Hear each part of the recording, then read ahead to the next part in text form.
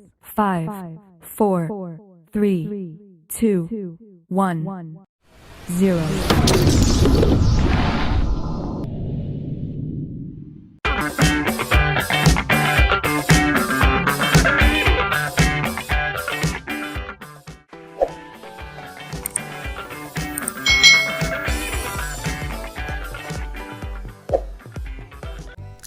Hai hai hai, selamat datang di channel YouTube Kak Citra. Apa kabar nih adik-adik semuanya? Kak Citra berharap kalian dalam keadaan yang baik, sehat, dan siap untuk belajar ya. Hari ini kita akan belajar bersama-sama untuk mata pelajaran tematik kelas 4 nih. Kita belajar di tema 9, Kayanya Negeriku, subtema 2, Pemanfaatan Kekayaan Alam di Indonesia, pembelajaran yang keempat. Mari adik-adik kita belajar dengan penuh semangat ya. Adik-adik, keanekaragaman sumber daya alam itu mempermudah manusia dalam memenuhi kebutuhan. Mengapa bisa demikian? Nah, karena adik-adik di sini dengan kita dengan adanya sumber daya alam itu mempunyai hasil yang sangat banyak seperti bahan makanan untuk kehidupan manusia. Jadi, jika sumber daya alam itu semakin berkurang, maka kebutuhan akan sulit terpenuhi. Jadi hendaklah kita itu melestarikan sumber daya alam yang ada. Adik-adik, setiap manusia itu ya memiliki kebutuhan. Nah, kebutuhan manusia itu dapat terpenuhi. Salah satunya diawali dengan pemanfaatan sumber daya alam. Nah, sumber daya alam di Indonesia yang menyangkut kepentingan orang banyak itu akan dikelola oleh negara dan dipergunakan sebesar-besarnya untuk kemakmuran rakyat. Misalnya nih adik-adik ya, ada sumber daya alam minyak bumi, batu bara, gas, dan air. Nah, oleh karena itu setiap orang memiliki hak yang sama untuk memanfaatkan dan menikmatinya. Meskipun demikian, setiap orang itu juga memiliki kewajiban untuk memanfaatkannya dengan bijak dan hemat. Adik-adik, di sini kewajiban kita terhadap sumber daya alam. Apa saja sih kewajiban kita? Yuk kita cari tahu bersama. Nah, sumber daya alam khususnya yang tidak dapat diperbarui, lama-kelamaan akan semakin berkurang dan akhirnya akan habis adik-adik. Nah, oleh karena itu kita harus melestarikannya. Usaha pelestarian sumber daya alam itu merupakan kewajiban kita sebagai anggota masyarakat. Nah, selanjutnya bagaimana cara melestarikannya? Nah, menghemat pemakaian sumber energi adalah salah satu contoh cara melestarikan sumber daya alam. Menghemat sumber daya alam tidak hanya berfungsi untuk melestarikan alamnya saja adik-adik. Nah, tindakan ini juga bermanfaat untuk mengurangi bahaya kerusakan lingkungan. Contohnya penggunaan bensin sebagai bahan bakar kendaraan bermotor. Nah, asap kendaraan bermotor yang timbul akan menyebabkan yang namanya pencemaran udara. Nah, berikut ini kewajiban kita terhadap sumber daya alam dalam kehidupan sehari-hari. Yang pertama adalah mengurangi kegiatan yang banyak menghabiskan sumber daya alam. Lalu pemanfaatan teknologi dan peralatan yang benar-benar ramah lingkungan adik-adik. Lalu menjaga dan melestarikan alam untuk kita itu bisa menjaga juga ketersediaan sumber daya alam. Yang keempat, kita harus melakukan reboisasi atau penanaman kembali untuk menjaga ketersediaan sumber daya alam terutama air. Karena apa? Tumbuhan inilah yang bisa meresap air adik-adik ya, atau menyerap air hujan yang lalu kita gunakan untuk kehidupan kita sehari-hari. Yang berikutnya adalah menggunakan energi alternatif. Jadi inilah kewajiban kita terhadap sumber daya alam. Lalu hak kita apa? Nah, hak untuk memanfaatkan sumber daya alam itu apa saja? Kekayaan sumber daya alam yang kita miliki, baik yang dapat diperbaharui dan tidak dapat diperbarui, itu bermanfaat bagi kelangsungan hidup masyarakat. Nah, setiap anggota masyarakat pun memiliki hak untuk memanfaatkannya. Hak untuk memanfaatkan sumber daya alam ini bisa dilakukan secara langsung maupun tidak langsung. Contoh nih, pemanfaatan secara langsung adalah hasil pertanian yang dapat langsung dikonsumsi oleh masyarakat. Adapun pemanfaatan tidak langsung artinya hasil dari sumber daya alam itu tidak langsung kita nikmati adik-adik, tapi haruslah diolah terlebih dahulu agar dapat dimanfaatkan untuk kepentingan masyarakat. Nah, itu adalah hak kita dalam memanfaatkan sumber daya alam. Adik-adik, bersama temanmu coba nih kalian identifikasi perilaku orang-orang di sekitar kalian yang berkaitan dengan penggunaan sumber daya alam dalam kegiatan sehari-hari. Contohnya nih, perilaku orang-orang di sekitar kita. Yang pertama adalah yang bertanggung jawab dalam memanfaatkan sumber daya alam, dan contoh perilaku yang tidak bertanggung jawab dalam memanfaatkan sumber daya alam.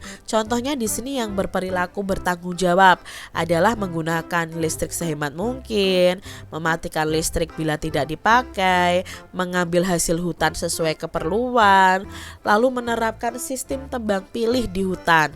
Jadi boleh menebang tapi tebang dulu pohon yang sudah tua adik-adik. Berikutnya melakukan reboisasi hutan, memakai bahan bakar fosil sehemat mungkin. Bahan bakar fosil itu misalnya bensin, itu bahan bakar fosil adik-adik. Mengganti bahan bakar fosil dengan biogas, memakai air sehemat mungkin, lalu menjaga kebersihan sungai, tidak membuang sampah ke sungai. Ini contoh perilaku yang bertanggung jawab dalam memanfaatkan sumber daya alam. Lalu contoh perilaku yang tidak bertanggung jawab apa? Contohnya di sini menyalakan alat listrik walau tidak digunakan, lalu menebang pohon secara sembarangan, ya adik-adik, mengambil hasil hutan secara berlebihan, menggunakan air secara boros, membuang sampah dan limbah ke sungai, menggunakan bahan bakar fosil berlebihan, menangkap ikan dengan bom ikan, nah, memburu hewan langka, mengoleksi tanaman langka, dan merusak terumbu karang di laut. Itu contoh perilaku yang tidak bertanggung jawab. Adik-adik, sumber daya alam yang dimiliki bangsa Indonesia, baik yang langsung bisa dimanfaatkan maupun yang harus diolah terlebih dahulu, sangat besar dalam mewujudkan kesejahteraan dan kemakmuran rakyat. Nah, manfaatnya itu dalam mewujudkan kesejahteraan dan kemakmuran rakyatnya adik-adik sangat bermanfaat sekali. Nah, adik-adik, di Indonesia itu banyak terdapat sumber daya alam yang dapat dimanfaatkan. Contohnya seperti minyak bumi, batu bara, dan gas alam. Nah, di sini ada bacaan manfaat minyak bumi untuk kehidupan manusia. Minyak bumi ini merupakan salah satu sumber mineral yang sangat dibutuhkan oleh manusia adik-adik. Jadi minyak bumi ini didapat dari sumbernya yang berada di bagian kerak bumi. Proses pengambilannya itu dengan cara dibor pada kilang-kilang minyak seperti ini adik-adik. Tidak bisa terbayang seandainya minyak bumi itu habis. Keberlangsungan hidup manusia akan banyak masalah dan kacau terjadi. Nah, terbentuknya minyak bumi itu berlangsung selama jutaan tahun. Ketika tanaman dan hewan itu terkubur di lapisan kerak bumi, semua sisa tanaman dan hewan itu tergerak ke kerak bumi oleh karena pergerakan lempeng bumi. Semua sisa tanaman dan hewan tersebut kemudian akan menjadi fosil dan bereaksi dengan gas alam.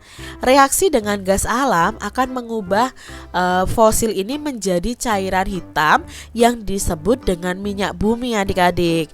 Nah, minyak bumi inilah yang memiliki banyak peran dalam kehidupan manusia. Nah, itu tadi adik-adik ya, cara terbentuknya minyak bumi, adik-adik. Nah, salah satu hasil pengolahan minyak bumi adalah gas cair.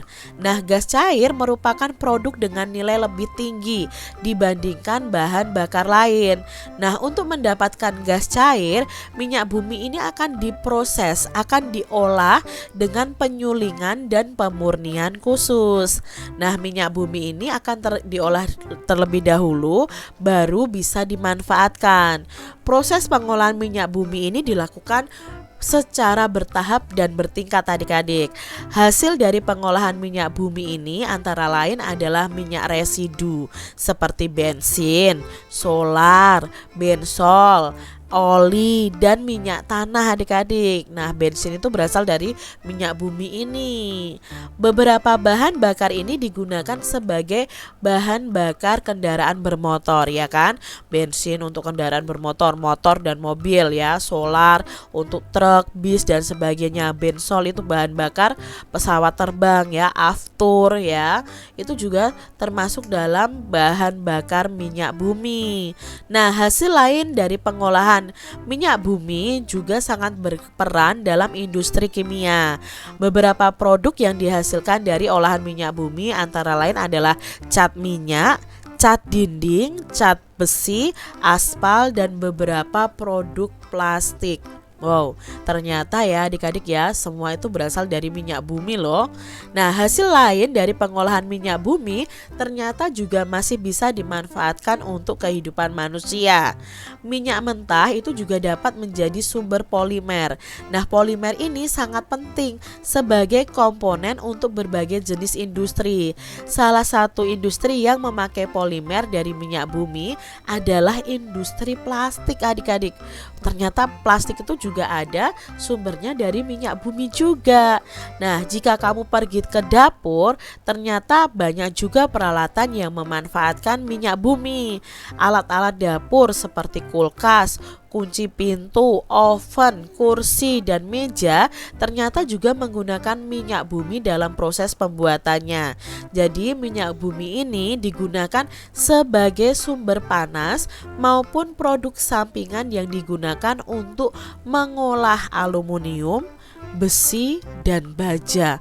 Wow, banyak sekali ya manfaat dari minyak bumi ini, adik-adik.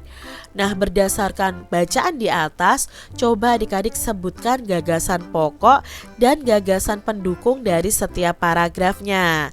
Nah, di sini ya, paragraf pertama, ini ada gagasan pokoknya adalah minyak bumi mineral yang sangat dibutuhkan manusia. Lalu gagasan pendukungnya apa?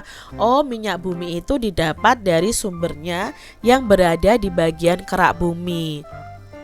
Lalu proses pengambilannya itu dengan cara dibor pada kilang-kilang minyak. Paragraf kedua, gagasan pokoknya itu tentang terbentuknya minyak bumi selama jutaan tahun.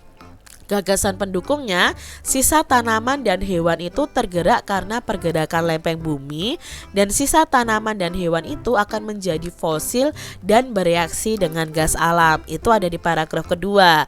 Lalu di paragraf ketiga, gagasan pokoknya itu adalah hasil pengolahan minyak bumi adalah gas cair. Gagasan pendukungnya adalah minyak bumi itu harus diolah dan diproses penyulingan dan pemurnian khusus.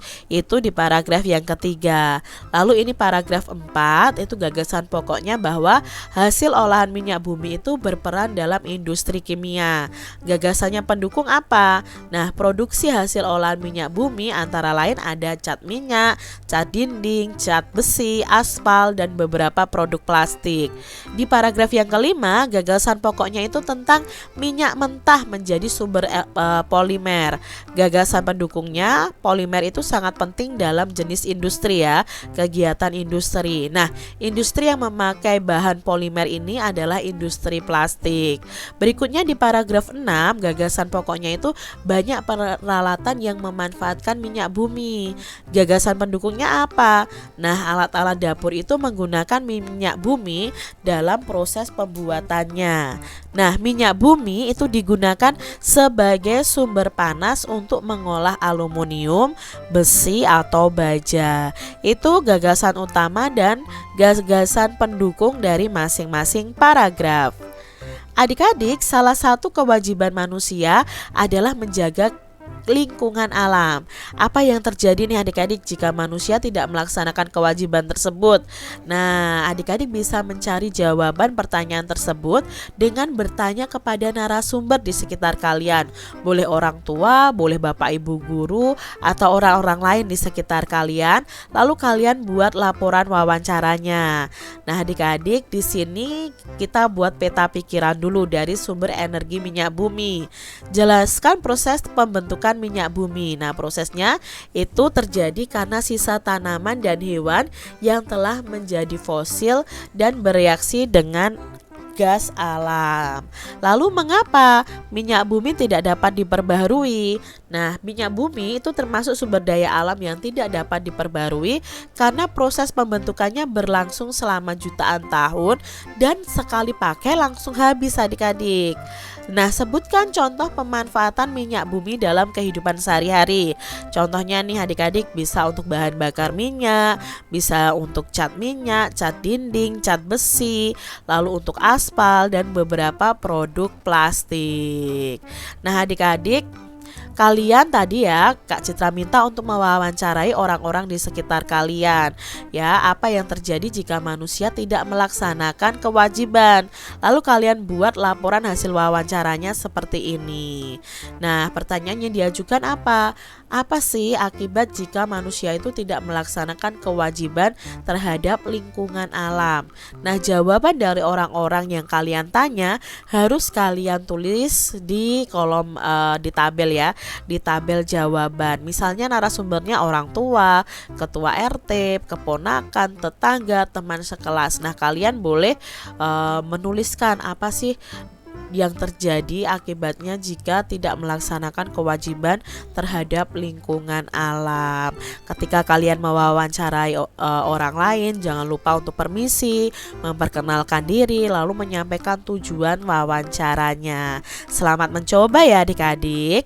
Nah, demikian tadi adik-adik pembahasan kita di tema 9, subtema 2, pembelajaran yang keempat. Semoga video pembelajaran ini bermanfaat untuk adik-adik semuanya. Dan sampai jumpa lagi di video pembelajaran Kak Citra selanjutnya. Tuhan memberkati. Jangan lupa tekan tombol subscribe, lalu tekan loncengnya, tekan juga tombol like, lalu share ke media sosial kalian. Jangan lupa untuk ikuti media sosial Kak Citra. Terima kasih.